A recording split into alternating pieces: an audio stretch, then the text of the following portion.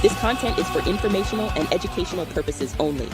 You should not construe any such information or other material as legal, tax, investment, financial, or other advice. Nothing contained here constitutes a solicitation, recommendation, endorsement, or offer to buy or sell any securities or other financial instruments whatsoever by Draper Gorin Blockchain, aka DGB, the presenter, or other associated parties for the content being provided. Please do your own due diligence and seek proper counsel. Boom! Lon's not here this morning. Brenna, welcome to the show. I think you might be the first female ever to be on the show. This is also my first time on the show after a year of being here. Yeah. No, what the heck? What's taking you so long? I don't know. It's just taken a minute for sure. So Brenna is awesome. She's part of DGB, and she does a lot of different stuff in DGB. Welcome to Brenna to the show. Thank you. We had a spot filled. Alana's not here today because he's over at a conference with the rest of the Draper crowd, and so we had a spot to fill, and we're like, why not have Brenna talk about one of the coolest projects that's going on that I actually think launched today, right? Yep. We are launching it today. It was sent out in our newsletter, and it will be posted on LinkedIn. It's called What's What? It is an AI career coaching app that we have been working on for a few months now. I'm going to share a screen, and we'll take a look at it and show it off. Yeah. Unless you want to share your screen. You probably navigate it better than I do. You are all good. Boom. This is the website. Tell me, what do I do? What do we do? What is this? Yeah, so this is the landing page. This is where everyone's going to be taken right off the bat. We worked with a company called Little Elephant. Shout out to them. They did an amazing job in getting this up and started. But yeah, this pretty much walks you through some things that we have within the application, some things that you can chat with the coach about, and all of that. But if you go up to the top, you can try it for free right now. Currently, we are having users use it for free and not have to pay anything if they would not like to. Starting June 1st, we will start having a subscription for people to start paying for the application if they choose to. Again, like any premium app that you do use, you get more features with paying the subscription. There still will be a free one for people to use. But yeah, this is it. Usually you just sign in for free. It's going to take you straight to our resume builder that we've created. One of the challenges I think we've found is that people just don't know where to start when creating a resume based on a certain job that they found posted or anything. This app will really help them and guide them in creating a resume that is suited for the role that they're applying for and all of that. So yeah, this is kind of where you'll find your base resumes, tailored ones. You'll also, if in the premium version, you're going to be able to do cover letters if that is something that the job role does require. Yeah. So what should I do? It looks like I have some templates that I think I might have created previously. Yeah, so pretty much what you're going to do is fill out the basic information. So the experience, education, and different projects that you do in the dashboard. So should we go to create a base resume, or should I just use a back end? Because I don't know if I have a resume available. Let's create a base resume right now and just see where it goes from here. Okay. And everything. So let's say target role is a software engineer, because that's one of them that we've been working with. Yep. The software engineer. Should I start fresh? I don't know if I have one to import right now. Yeah, I don't think we have anything to import, but yeah, we can start fresh. Okay, work experience. Let's see, start fresh and see what happens. Yep. And then just create resume. Yep, let's just create resume. I haven't tried that yet. And then pretty much through here, it's blank a little bit, I think. Well, it's because I haven't. You just go through and populate stuff. Yeah, pretty much in here, you're gonna end up putting in your information. So you'll start with basic information. You'll then go on to education, work, projects, and all of that. And it's going to end up starting to create a base resume for you. So all you need to do is fill out the prompts that are selected. You can also create new sections if you want to do that outside of the ones that are already asked for you to do. And yeah, it'll build it right there and then for you. So it'll take 5 minutes to do, and you're instantly off applying for jobs, whether that's on LinkedIn, Indeed, Glassdoor. I think, I think I have. I think I played with some previously. Let me go back. So I go back to the dashboard. I think I started playing with some templates and imported some stuff. So let's look at some of these things I've already kind of previously generated. Yep. So this is an example of one I think I just randomly threw together. I obviously haven't put a name. Let's put a John Doe in there. Email is not provided. Some at email.com. We have phone numbers and stuff like that we can add in there and whatnot. But I mean, this is amazing already. It gives people pretty much a good basis for what the tool is going to do for them. Yeah. You can do it compact, you can do it regular, you can set it up however you would like. So yeah, this is pretty much the biggest one that we have out there. We can also mess with the layout a little bit too, just different compact styles. What's interesting is there's also some toggles on number that you can change the font size, the line height, vertical margins, and horizontal margins. You can kind of format to fit the page however you want. Yeah, say our options for visual appeal. Yeah. Shout out to Protocoding, one of our companies that helped really build this and put this forward too. Yeah, some of the cool things like add points. You can add different things into the resume, right? And if you're not sure, I think you can do write points with AI. I think it'll go through and generate some other points. Now, right now, this works better on desktop for people. We are working on a mobile version for individuals who have their phone in their hands all the time and do not use desktop. But this technology is mainly used or should be used on desktop as of right now. That's where you're going to get your best outputs. We have the ability to tailor a cover letter for the resume. Yep. Back in developer. Or a position with Draper Barn blockchain.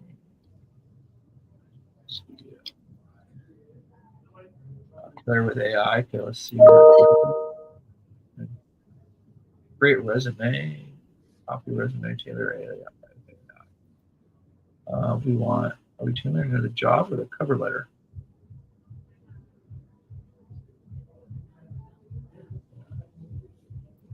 Let's see. So this is tailoring the resume along with the cover letter. Yep. Towards Draper Barn blockchain.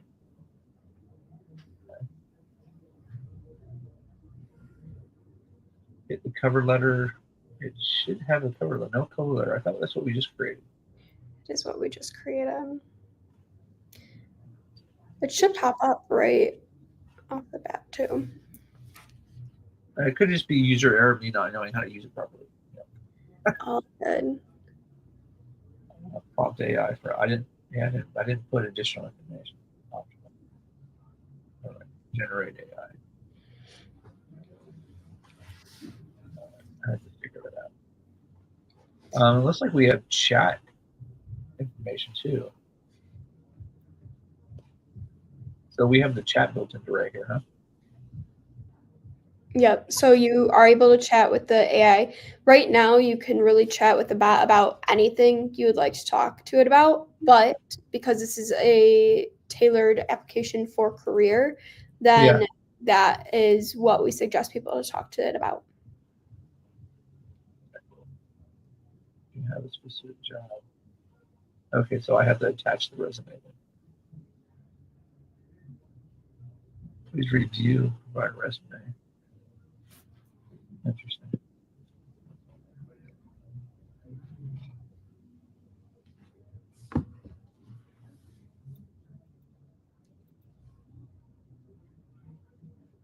The job description.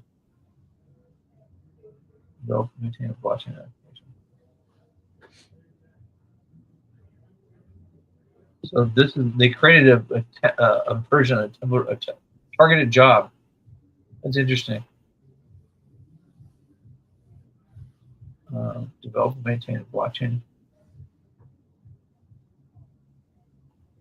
This almost seems like something that could be used for the company too, trying to develop the scope. Yeah.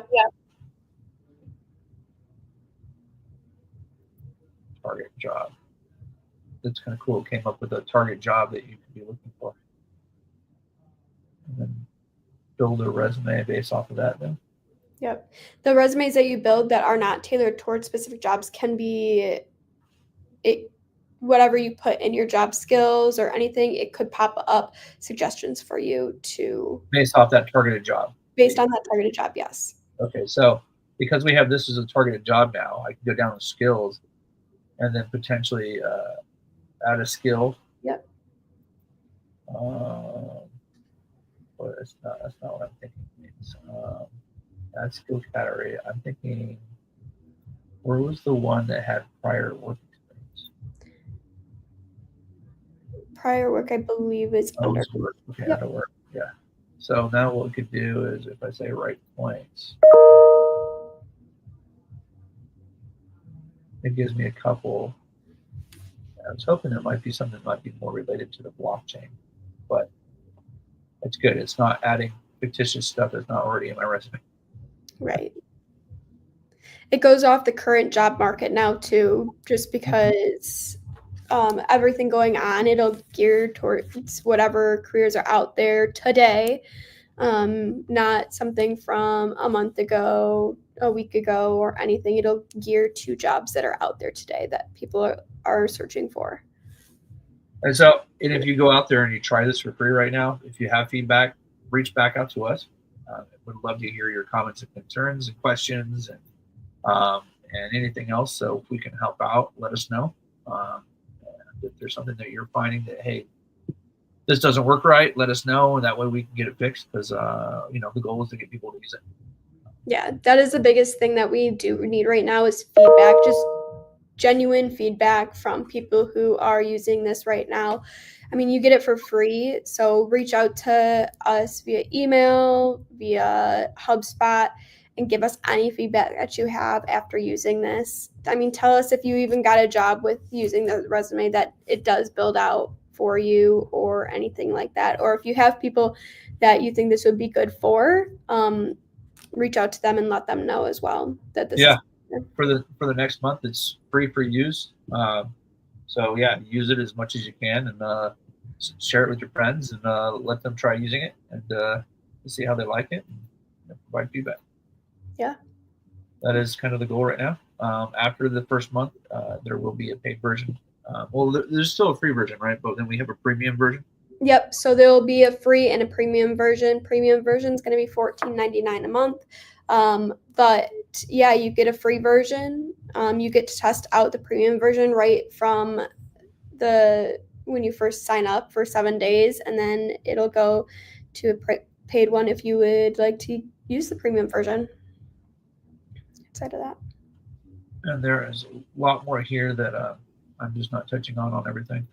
Well, and this is something too that'll help remind people what needs to be in their resumes too, and what really makes them stand out from the others. Some people end up forgetting what they need to put in resumes because either they've been out of a job for a while or they're a student and they've never made a resume before. So this is a tool that's going to really help guide people in putting the right things in, what they need to put in, and lead them to a good career. Especially with college students that maybe just graduating that need a job, never possibly had an internship. This is right there for you to help with that. Also, if you have a resume that is already built out from a previous job, maybe you're looking for a new one or you quit your last one, position that will help you update it super quickly so that you don't need to do it yourself. Well, and that's really one of the really cool things, though, right? Is this the ability that if you have a job description, that you can create a job description and then customize and tailor the resume to the job description. So I don't know if people noticed that when I was just on it. Yep. But if we go to the dashboard, you have your base resumes up here, and then you have your tailored resumes down here. And the tailored resumes really are tailored to the job description. So when you enter in the job description, which is right here, you have the ability to then tailor the rest of the resume. And what it'll do is it'll look at the job description and try to tailor the information that you're building in your resume to that specific job. Yep. Which is a very cool feature. Yeah. And with AI, I mean, it knows the words, the keywords that recruiters may be looking for. And this resume builder is going to put the words that these recruiters or these companies look for in resumes. So those will already automatically be generated within those as well. Cover letter, resume, this AI bot will put in words to make you stick out compared to others. Just because if you're building a resume by yourself, you don't know what those words quite are that recruiters or anything are looking for. So, and then I noticed this thing also has a chat app. Yes, it does have a chat app. So what do I do with this? You can start off with the resume writing, but since we've already kind of covered that, something else you could kind of talk about is interview preparation or salary negotiation. Say you've never really negotiated a salary before, or that's something that you're kind of nervous about. This will help you set up that conversation with your boss or with a recruiter, interviewer to kind of negotiate salaries for you that you might be nervous to have those conversations. So this can help coach you in having those conversations with those individuals. Okay. So just some general tips. Yep, general tips. Say if you already know the job and company that you are applying for, this will kind of help you guide for those. Sometimes companies ask what questions you have. This can help also provide questions to ask them based on the company that they are. Interesting. Okay. I asked, what should I wear? What should I wear for a job? It's always fun to test it with questions. Well, like this nice. This chatbot's going to help a lot of people, whether you're first time job seeker or you have had a job for a while and are looking for something new. This is going to give you updated things to look for. Like if the company isn't as formal as what it used to be, or the company that you were in, it'll provide that feedback so that you don't go in to something uncomfortable. Yep. Awesome. Rankin, go back to the dashboard section real quick. Absolutely. You have all your stuff on there. No, these are just demo practice stuff, so it doesn't matter. I am not the back end developer that you think I am. Okay. Can you show? Let's see. Can you put it in you have your black and white version on? Can I change colors? Yeah. Can you change colors real quick? Okay. So how do I do that? Or not. That's a feature on your computer. Oh, that's a feature on my computer. Yeah. That's a feature you have. That's a good question. I don't know how to change that. I haven't changed it in such a long time, and I probably don't want to change that because I won't figure it out. Because you don't know, you don't even know how you got to there. Well, okay, all good. I'm sure it's a desktop setting. I don't really want to mess with desktop settings too much. No worries. It might be like Flux. So like I use Flux. So Flux automatically will go ahead and adjust like the display color on my screen for me at different times of the day. So like at night, there's like an automatic feature on there. So yeah, it could be something like that I'm where sure you there's have, probably an easy way. yeah, you have probably something built in. I probably got people in the audience who are like, "Come on, dude, you should know how to change it." Right. And I did it. I did it all the time. What I was gonna say is, if you go to, do you have the normal website just up, the landing page website? If you go to that one for me real quick. No, let's go back. Clicking should just take you back to the resume. We want to go there, right? I know where he wants to go. He wants to go. He wants to go to. Do you want to go to the main site, like the front page? Yeah, just the front page. Yeah. So what I was gonna say is, Brennan, did you talk about the current rate at which you have like college graduates this year and also government employees that were laid off this year so far? Have not yet. Nope. So what's interesting is, what I love about this platform is the functionality behind it, with also meeting the timeline, or not the timeline, but the opportunity right now. And what I mean by that is, so every year, right, whether it's winter or if it's end of spring. So winter, you have your winter graduates. End of spring, you have all of obviously your big graduation ceremonies. So there's anywhere between about 2.5 to 3.5 million college graduates this year, whether it is, people getting their AA, right, from junior college, from a 2-year, like a community college, or people getting their 4-year, right? So what's funny is, if you think about it, that means you have to look at, does the amount of people leaving the job sector, help those coming in, right? In terms of an opportunity for them. Is there a good opportunity for them coming in to go ahead and get and land a job in their sector, versus going ahead and maybe taking a couple detours where they need to go ahead and maybe get a second job for the time being to equate to maybe the money that they could have made from that one job, right? Now that could be a 1-year thing, could be a 2-year thing, right? But the reason I say like the functionality of this is great is because not only do you have that's going on right now, which is 2.5 to 3.5 million, at least on pace for 2025 in terms of college graduates. You also have over 100,000 government employees that have either been laid off currently as of the end of April, or they've already received their severance packages, which means they're on a limited timeline before they have to go ahead and finish, right? That could be a month, that they're going to go ahead, they're with the company for another month. It can be another 2 weeks, right? The point though is, there's this timeline here where you have this influx of all these people who've been established, and now they're needing some sort of help on, wait, how do I go ahead and get back out here, right? Yep. The thing that we also don't look at is the timeline to create a resume. The average timeline to create a resume and edit your resume is anywhere between about 25 minutes to about 45 minutes. That's for one resume, right? Now, LinkedIn has kind of expedited this process in a very efficient way. You've seen it with another couple platforms like ZipRecruiter. They started to expedite this process, make it a little more functional. But no one has necessarily made it automated, where it's taken a current resume and transforms it into editing, and also spilling out a new and enhanced version for you, tailored to your job. That's what I love about what's been built here with What's What, is that functionality.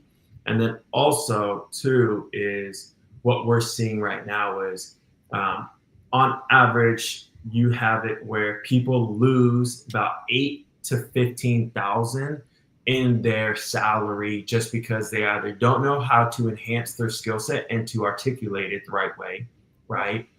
So it's not being communicated, or they lose 8 to 15,000 because they don't know how to negotiate their salary going from year to year, or when they've made a jump, or their roles have increased, right? How many people their roles have increased now because of the addition of new software development that's been rolled out now. So now their role is increased.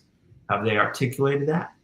No, and so that's what I love about the functionality here. So I just want to talk a little bit just about that, just because you have so many people that they don't know they don't know how to write the resume. They don't know how to emphasize their skill sets in the resume that could be tailored to a job they're applying to. Yep. Right? They're doing it manually versus using data that could enhance them. Go Yep. ahead. Or they're not understanding currency debasement, realizing that they're losing value and they should be fighting to get their wages moved up, right? And providing an argument. I mean, what if you went into your employer and be like, hey, here's my updated resume. Here are the skills that I've learned while I'm here and why I should be getting paid more. It's a great point. I mean, I remember I know so many people in the Bay Area that every 2 years they would hop jobs simply to get that pay raise because their employer wouldn't give it to them. Yeah. So the only way they could get it was hopping to another company. Right. And I mean, I don't know if that's still a trend. That was one of the trends I missed out on, I think. But I absolutely know people that were doing that consistently to get those pay raises. And it makes sense. Well, so you bring up an even better point. It's like, are you losing money because your skill sets and your role has increased over your time with a certain company, your experience has increased, or are you also losing money because of currency debasement, right? And you just don't know. You see it from a cost of goods, right? From a consumption side, you see it, but you don't see it in terms of your own company that you're working for and how to go ahead and make that and communicate that message clearly to go, hey, how does this apply to us? You know, because what is lost is what's lost is the aspect of you think you're going in and you're making them uncomfortable because you're talking about, hey, I need more money, when the conversation is a byproduct of what the economy is doing, right? But you don't know how to articulate that. So, yeah, that would be a good one to go ahead and use the salary negotiation tool on there, right? Yeah, exactly. Well, Brandon, you can even or talk yourself into some vesting if they're not going to give you the raise. Right. I think that's what it's going to do. You know, if you don't need to, I understand you might not be able to afford to give me a raise, but I might be willing to take some partnership, some ownership, and benefit from the growth of the company that I'm working so hard to help grow. Absolutely. Well, Brenna, wasn't it? How many people did we hear a recent software developer say that he or a friend of his applied to a certain number of applications or job openings, and because of the way he was going about it, right? He was doing it more manually. He did not see that many interviews. Yeah. And so something like this, do you think a platform like this could really help enhance the amount of interviews that someone receives because they tailor their resume more effectively to the job specifics? 100%. I mean, I mentioned it to Rankin earlier too, is that this AI bot and the AI technology that's part of this resume building is going to put words in there. It's going to put phrases and things that companies are going to look for in resumes. Those are things that are specific to it and will make you guys stick out. So instead of, for some reason, automatically getting a no when you submit your resume on LinkedIn because for some reason you were missing something, but in your head you're like, oh, I was perfect for this role. Why did I get automatically turned down? This resume is going to make sure that you hit every single spot of why you don't fail the automatic first test going into applying for a job. Right. That conversation, was that the conversation that, I don't know if this is the same person that said they did like 3,000 applicants? Yes. Right. I was like, I mean, I can't imagine that he customized his resume for each of the 3,000. No, say that I would be done customizing after probably 15 to 20. But yeah. So that just amazes me. But so I imagine it. I mean, that's kind of why I think he was helping, or why some people are helping, like this tool, is because it's a tool built, for those people. Yes. Say the people who built this tool, the software engineers that built this tool, knew the pain points. me out there, the pain points of applying for software engineer jobs right now to this day. And they really wanted to gear this resume to help them too, because it was just becoming a really hard job market for software engineers out there. Yeah. And with AI, it might become even harder too. So yeah, 100%. Yeah. This, I mean, anyone out there that's listening, please test it out, try it out, give us your honest, truthful feedback. If you're applying for jobs, tell us how many companies you heard back from or how many interviews you got. We would love to hear testimonies, just anything that you guys have to provide us, because we believe that this tech and the software that we have for this will help you guys so much. Maybe this is not out there yet, but maybe we should create a competition of whoever gets the highest paid job utilizing what's what. That's not bad.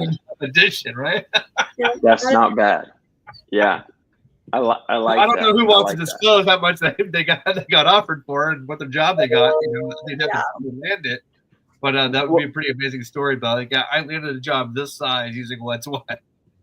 Well, on a platform like What's What is perfect for upcoming and recent college graduates, because there's a study right now that says it takes about 10 to 20 failed interviews, right? Interviews where you did not succeed to get the job. Now, this might be 2 or 3 interviews for just one company, and then they say, hey, you didn't succeed to the next round of interviews or to the final step.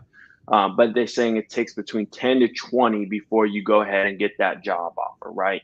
So if you're a college graduate upcoming, or you're a recent one from, the winter and fall semester, right, and you just completed, a platform like this is perfect for you, because you have to think about how many other people are also applying for these jobs right now in these openings, right? So if there's 2.5 to 3.5 million people, right, not 1,000, not hundreds of thousands, right? Not 250,000, 2.5 to 3.5 million people.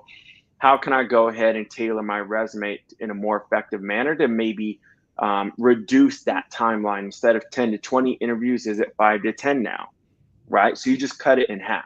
Do you still have to go through the interview process? You still have to go through the process, right? But 5 to 10, you at least reduced that rate by half. So instead of waiting 2 months, you waited 1 month now to go ahead and land that position. And so, I think a platform like this could definitely help, reduce that time that someone has to go ahead and do 10 to 20 interviews before they land that job. Yeah. Well, and you got to think about it too, is we've come into a spot in our life where a generation that is getting out of college feels like we're giving false narratives about how much they should be making right off the bat out of getting out of college. Right. And unfortunately, people don't realize until they're 20, 30, potentially even 100 interviews down and they don't have a job, because they thought they were supposed to be making this base salary right off the get-go, when they could be getting a good job and moving up within that company. They could get a good job with an amazing company. It isn't what they originally wanted, and it's not where their original start point was, but they got in with a great company. They got in with a position where they could grow within that company. This chatbot could really help guide students and recent graduates of this is the general pay and scale of where you should potentially be looking around, because you just graduated. You might not necessarily have all of the work experience that others have that are applying for that same job. And this will give you a general idea of what you should be doing. And then you could also use this application on how to talk to your bosses about the path of growth and the path of salary and all of that in the future. So this application goes with you from step 1 to step 50 all the way down the road. Resume builder, negotiation, ideas on how to help, or you can build a pathway for you on how to grow within a company. Well, it's such a good point you bring up because it actually reminds me of, I think it was a year or two ago, you started to see companies like Starbucks and other big corporations that were emphasizing that you can go ahead and start working with them right out of high school, right? They'll go ahead if you meet certain requirements, you can go ahead and be hired earlier instead of being a college graduate, and they'll start to go ahead and pay for that college credentials, right, to go ahead and go through college, and they'll start to go ahead and accommodate you in that way as well. So they started to look at other ways to provide these benefits because what they started to see was if we can get them in earlier, right? What the company would love is people that have the experience, right? Well, with these people that are getting out of college, technically, some of them have already been working with companies, which is great, but others have not. This might be some of their first real jobs, right? This might be their first corporate job, their first sales job. Well, if they don't have that experience and they're expecting a certain pay, they might be saying no to these companies when what they actually need is the experience, right? Yeah. And so that's why I think your point is spot on, because that's why there's been, I would call it, an influx over the last couple of years where these big corporations have started to figure out, if we could go ahead and accommodate these individuals that are getting out of high school and graduating high school, and they might be thinking, hey, I don't want to go ahead and go to a 4-year right now, I'd like to work. They're saying, let's bring them in. Let's have them a part of our ecosystem, a part of our culture. Let's get them that experience, entry level, right? They're not expecting simple math of 75 to 100,000 right out of college, right? They would just love to have, a stable job coming right out of high school, right? And so I think that's why you're spot on with this, because we're starting to see this influx, because they've started to identify that of, hey, we're seeing this from college graduates, but what do we need as the employer? Experience. We want experience. But we're also okay with bringing in people that are inexperienced, but not for what some of these individuals are demanding and pay, right? Yeah. That's a great point. Now, where do you think, Brenna and Rankin, where do you guys think that what can really be impactful in the long term? Do you see this with like your lifelong, corporate employees that they've been with the company? Take pharmaceutical sales, right? You have these sales reps, they've been with the company for 15, 20 years, and because of recent advancements in software and technology, now they're starting to face more layoffs, right? And some of these individuals have not had to create a resume or negotiate salaries as much as they have, or as much as the opportunities are now. Do you see this kind of being more for some of those people that could really benefit from it, being kind of those lifelong career employees that have been with the company 10, 15 years, and now they're starting to see that, more layoffs are happening in their sector as well too? I think so. I think this is going to be more beneficial for those that just haven't been on the job market for a long time. They just don't know what's out there. They don't know what to look for. They don't know how to potentially have conversations that they haven't had before with their employers. I mean, I remember having a really hard conversation with my last employer, and I worked corporate before I worked here, is the salary negotiation. And that was the first time I had ever wanted to talk about salary negotiation, but I hadn't even had to. And I was working there for 3+ years, and finally ended up having to have that conversation where, I mean, it was totally different because the way I would have talked to my first employer there and like my first boss there would have been completely different how I talked to this boss. So it's just like, how do you go about those conversations with those specific individuals too? So I think, yes, this is going to be something that'll help guide people who've been in the job market for a long time, and they are now facing times where they're going to either need to start looking for a new job or really start pushing salary negotiations hard. Yeah. You bring up a good point on the salary negotiation side. Do you think that most of the time people are unfamiliar with salary negotiations because they think that the employer will initiate it, and so they might just have a question, but they're afraid to kind of just ask the question. And it doesn't come from the aspect of necessarily wanting more money, but more maybe understanding how different components work, maybe how different raises or perks or incentives might work. And because they're afraid of this, it never really gets brought up. And so do you think that's a reason sometimes people just lose out on, extra income for that year over a period of time? 100%. I mean, people are so intimidated with having the negotiation talk or the salary talk with their employer because there's a reason why people are intimidated. There's a reason why people have anxiety about having these conversations. And I mean, unfortunately, people just don't have those conversations. And in reality, either they are missing out on a pay raise, they're missing out on a good conversation and good feedback conversation that they could be getting from their boss of like, hey, yep, you know what? You bring up a good point, but before I raise your salary, I need you to do this, this, this, and this. Like, these are the goals you need to set. I mean, the worst thing you could get is a no. That is the worst thing. You can't hopefully get fired. I don't think people have really ever gotten fired after just asking for a salary increase or negotiating anything. The worst you can get is a no. But if you do get a no, you can at least have that prompt from what's what to ask of like, all right, like, what are the next steps? How can I get that salary increase? I mean, what's what will first off guide you in how to approach the conversation with your boss. Then if the boss comes back with a no, it can guide you into asking additional questions of like, okay, how can I take those steps?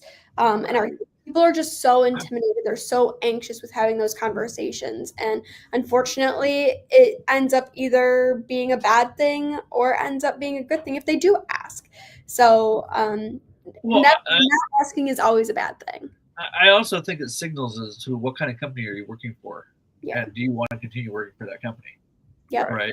And I would like the question is how do you discuss currency debasement with your employer, right? And the thing is I'm curious on how many people would have that conversation. Sit down and talk to their employer, their manager, and be like, "You understand currency debasement is, And I bet you a lot of employers would be like, "What are you talking about?" Right. And you start educating the employer on, why the cost of living goes up. And it's an interesting discussion now because one, if your employer doesn't understand currency debasement and isn't factoring that into their business model, that inflation is going to impact their business in the long term, they can't make good business decisions. Right. Right. You have to know that, hey, we're going to have to increase our prices down the road because the cost of everything goes up just naturally from currency debasement. Right. And I think when you start having that conversation with an employer, they're going to go like, wow, this person's smart. Yeah. So they're either not going to like you because you're pointing out something that they don't know or that they know and they're taking advantage of, right? Because there will be those employers who want to take advantage of your lack of knowledge of currency debasement and keep your wages low. And then the question is, do I want to work for that type of employer? Yeah. Who's intentionally taking advantage of his employees, or does he understand this? And does he, and if he understands it enough, and you're like, look, it's been 2 or 3 years, this is what currency debasement is. Our business has been suffering from this. I'm suffering from this. And like, how can we fix this for you and for myself? Right. Now you're both working together. Right. Yeah. Yeah. And there's a lot of people. I mean, I have friends, that I kind of coach along who have like construction businesses. Like, it's a real thing. Inflation is a real thing, and they have to understand why it's happening and what's going on. Right. Yeah. And I think, you get paid proportional to the problems that you solve and what you can bring to the table. Right. And so if you can start bringing it to the table and you're the guy who's solving the problems because the owner or the boss, and especially in a small company, because I've always enjoyed working in small companies, they're not thinking about that. Right. And you start laying things on the table differently, you're going to be looked at differently. Right. So now you have extra value that you're bringing them. Right. And in turn, it enhances how you're perceived by the company. Well, and so I asked that question. I asked that question to our program, to the chatbot, and I'm going to say there's a lot of older people who might be needing to write a resume who may not even be familiar with things like ChatGPT, right? And so we already have a chatbot in here. So I'm asking the question: how do you discuss currency debasement with an employer? And it gives a nice outline of things that you should take into consideration when doing that, right? Right. And so it's have some discussions about your resume, about the job you're looking for with the app. Yeah, and even, looking at when you have different things like this, having it go ahead if you have a couple people in your network as well. You can also use the chatbot to go ahead and analyze how people in your network for a certain job that you want. Maybe you saw a job for information technology with a certain corporate firm, right? And you can go ahead and provide that skill set. That's awesome. If you know someone at that firm, right, you can go ahead and be asking it, how can you ask them to make an introduction? Or how can you ask them to look out for a new job that you just saw on ZipRecruiter or on, LinkedIn,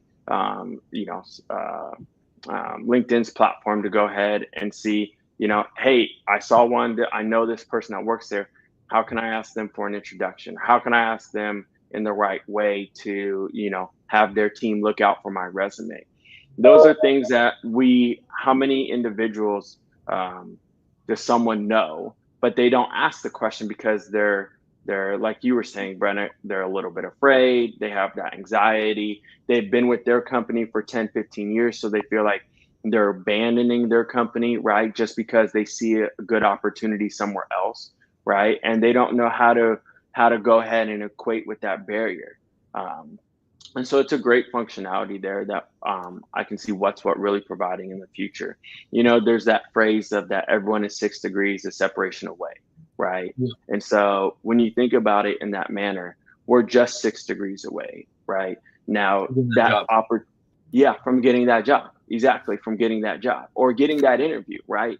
Like we're saying, instead of 10 to 20, right? Is it 5 to 10 now? So instead of being out of work for 3 months, right, you're out of work for a month, or maybe you're not out of work at all, right? Because you start the process ahead of time, right? Maybe during those 2 weeks that you had put in your 2-week notice, so yeah. Well, and for those who are young who are watching, that's one of the biggest things that I kind of push on my son. And I feel like he's potentially slacking the most in going to college is the social life, right? He's an excellent student, but it's all about that 6 degrees of separation of who you know and how many people you know in your network, right? Right.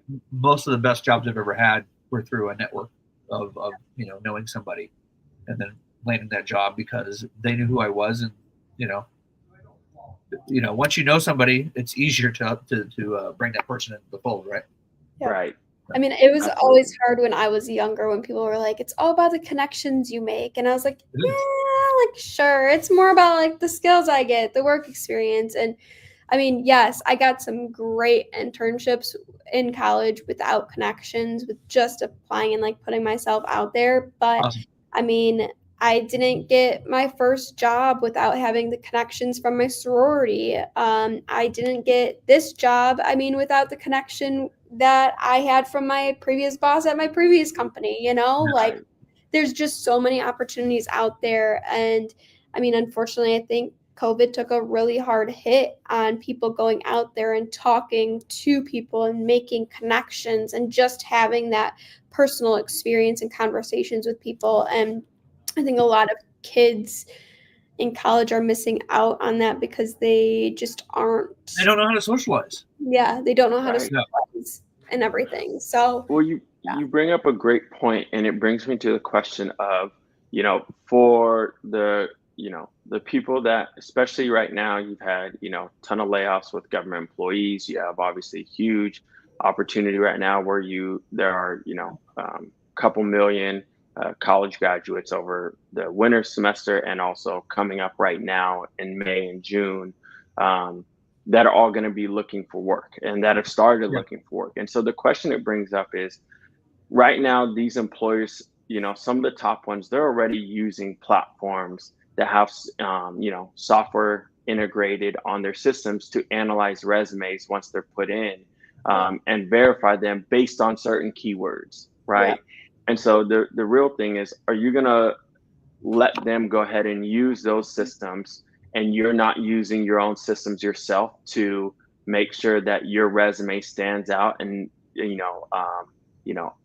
articulates and communicates that your skill set and your experience is for that specific position, so you get past that first layer to actually get you a interview, right?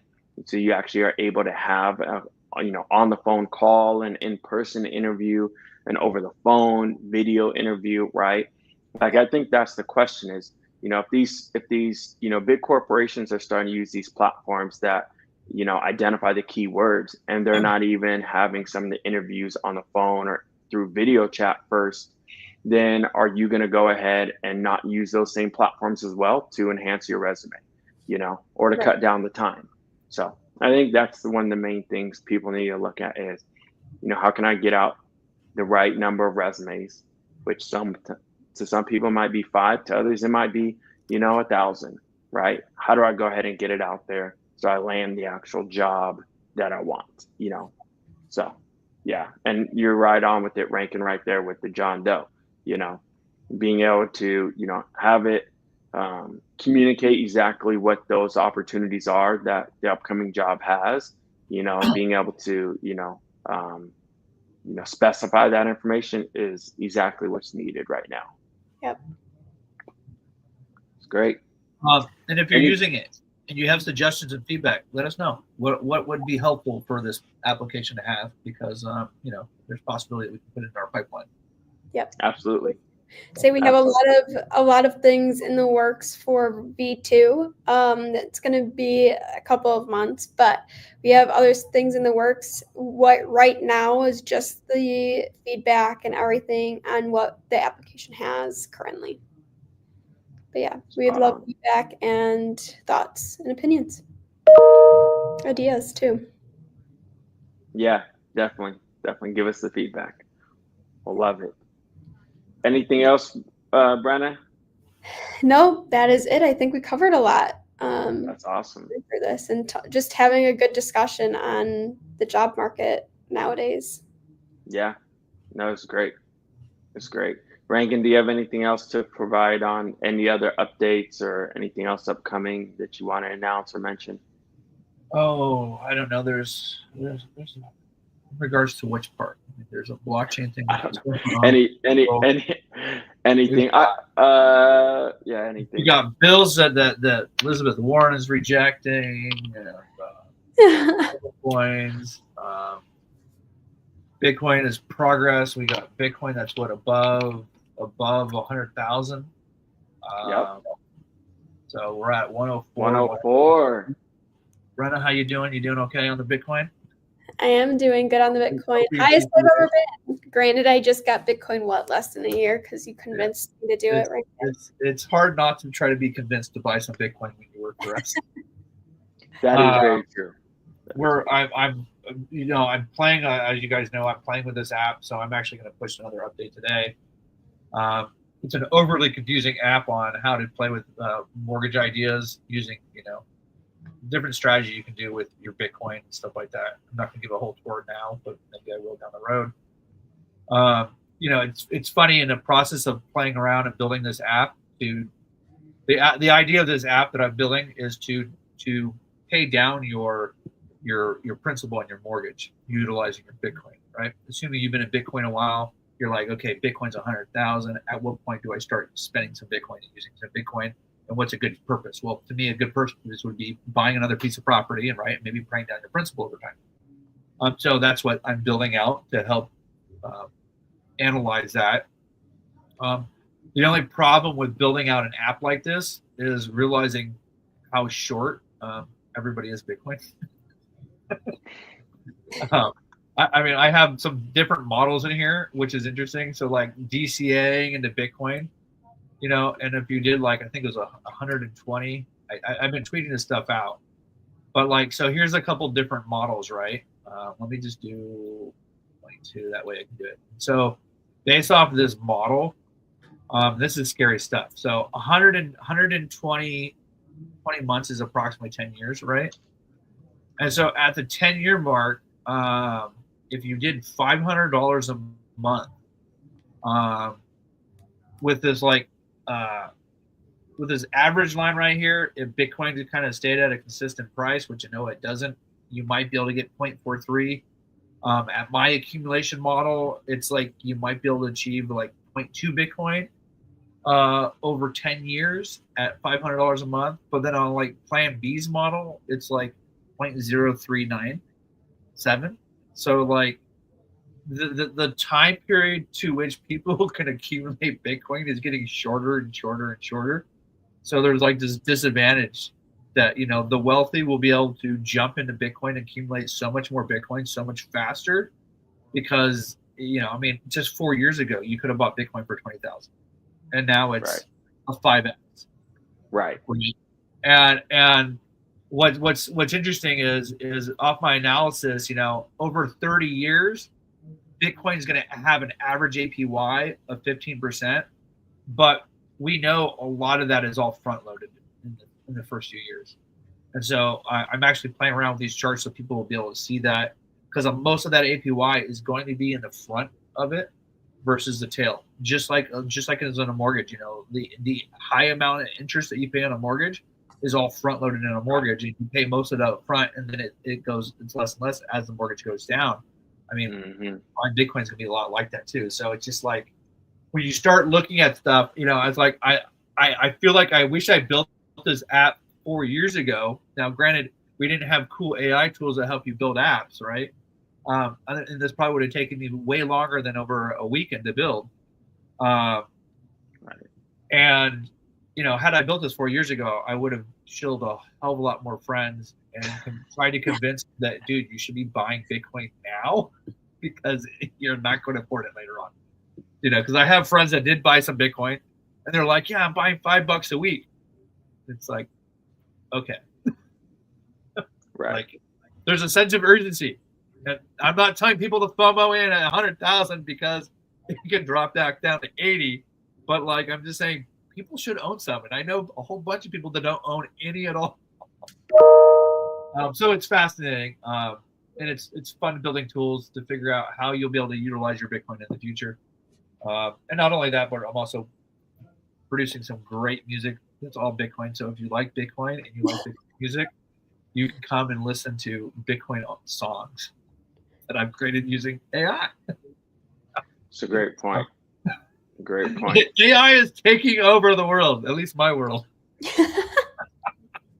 And my kids hate it because they think it's lame, but I'm loving it. And you know, and as a technology company, you know, an investment company in technology, we love playing with this stuff. We love understanding it. If you are also building in this space, come talk to us at DGB. I'm going to throw up the banner. I think I have a banner for DGB somewhere. I should. Why do I not finding it on the media? Here we go. Come on, I should be able to have this done faster. Oh, right there. So if you haven't been to our site already, come check us out at dgb.vc. We are also, I think, on YouTube as DGB Ventures. We could also be found over on Twitter at DGB Ventures. Follow myself and Alon over on Twitter. I think Nate, you're on Twitter as well. Yeah. Look for us on LinkedIn.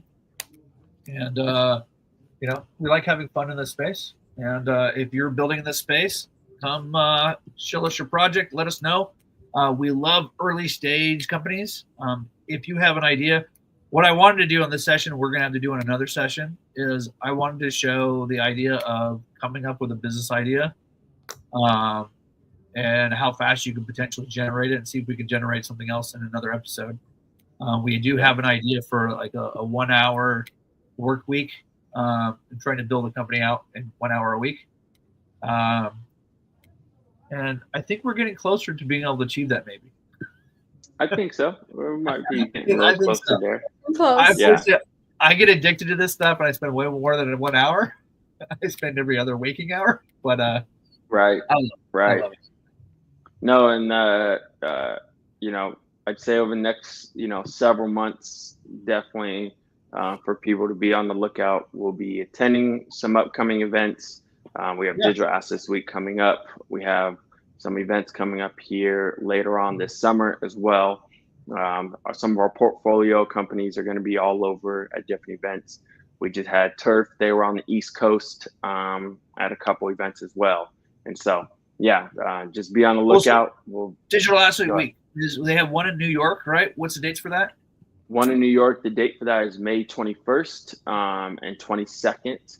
And then, May 20th and 21st. We may have something there, right? Yes, I think we are having one of our team members, Adam Keatside, that will probably be there. Yes. Okay. Yep. And then the Digital Assets Week, Palo Alto, which is out here on the West Coast in Northern California, that one will be the 23rd of May as well. But I think it's more of a private event, right? So it's a private event. That's for really accredited investors only. It's an invite only. You have to be, I think, accredited to meet the requirements to then apply for that. And if you think you're accredited or you're with a family office, reach out to us and we can see if we can get you a ticket. Yep. Appreciate you guys do that. Absolutely. I think that's it. Anything else? Nothing else right now? No. We're always looking at events and talking. But yes, Brenna, thank you for coming on. Thanks for having me. It was wonderful to have you on the show. I'm sorry we invited you last minute, but all good. And Nate, good seeing you again. And you too. I think we can call it a wrap. Anyways, everybody, thanks for watching. We'll be back again next week, Tuesday at 10. Perfect. Bye, guys.